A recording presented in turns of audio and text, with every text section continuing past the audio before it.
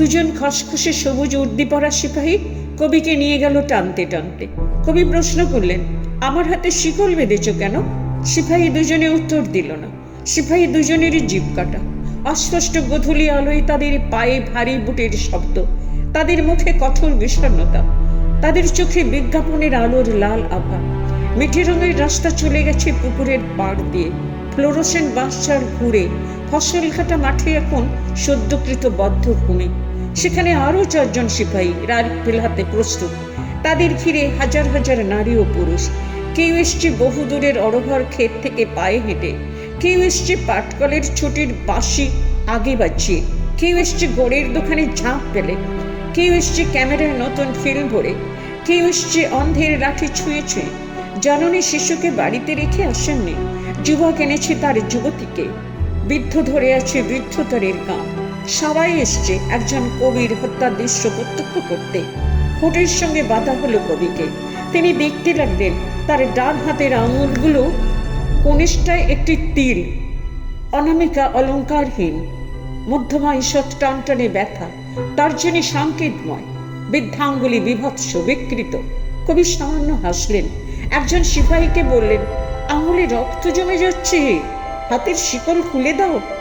সহস্র জনতার চিৎকারে সিপাহীর কান সেই মুহূর্তে বধির হয়ে গেল। জনতার মধ্য থেকে একজন বৈজ্ঞানিক বললেন একজন কসাইকে, পৃথিবীতে মানুষ যত বাড়ছে ততই মুরগি কমে যাচ্ছে। একজন আদার ব্যাপারী জাহাজ মার্কা বিড়ি ধরিয়ে বললেন, কাঁচা লঙ্কাতে আজকাল তেমন ঝাল নেই। একজন সংশয়বাদী উচ্চারণ করলেন আপন মনে, বাপের জন্য এত একসঙ্গে বেজম্মা দেখেনি স্যার। পরাজিত এমএলএ বললেন একজন ব্যায়ামবরীকে, কুচকিতে বড় আমবাত হচ্ছে যে আজকাল। একজন বিক্রি খুচরো পয়সা ভাঙিয়ে দেয় বাদামওয়ালাকে। একজন পকেটমারের হাত অকস্মাৎ অবশ হয়ে যায়। একজন ঘাটোয়াল বন্যার চিন্তায় আকুল হয়ে পড়ে। একজন প্রধান শিক্ষয়িত্রী তার ছাত্রীদের জানালেন, প্লেটো বলেছিলেন। একজন ছাত্র একটি লম্বা লোককে বলল, মাথাটা পকেটে পড়ুন দাদা। এক নারী অপর নারীকে বলল, এখানে একটা গ্যালারি বানিয়ে দিলে পারত। একজন মানুষ আর একজন মানুষকে বলে, রক্তপাত ছাড়া পৃথিবী উর্বর হবে না। তবু একজন যেন সমস্যারে চেঁচিয়ে উঠল, এ তো ভুল লোককে এনেছি, ভুল লোক, ভুল মানুষ।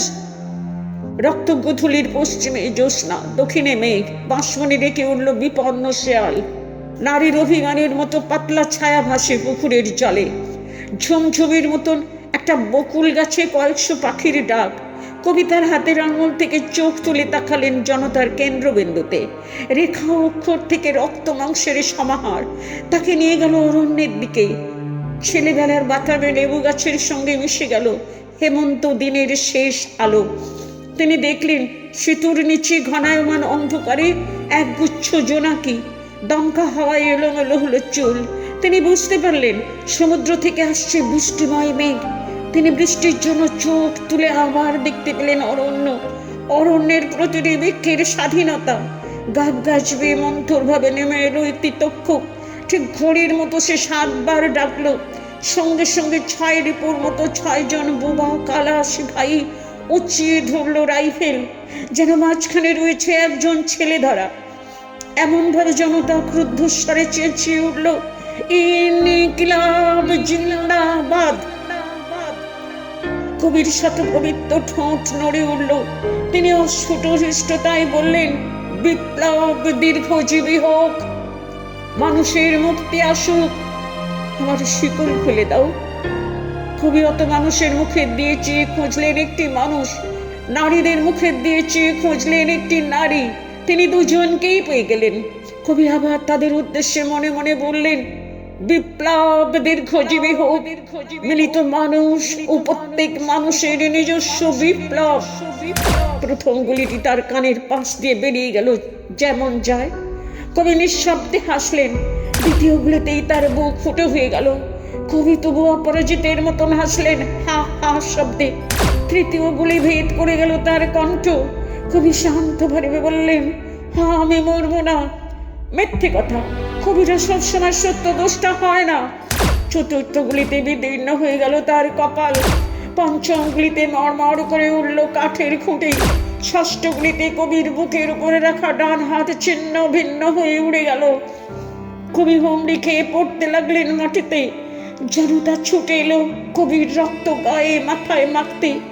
কবি কোনো উল্লাস ধ্বনি বা হাহাকার কিছুই শুনতে পেলেন না।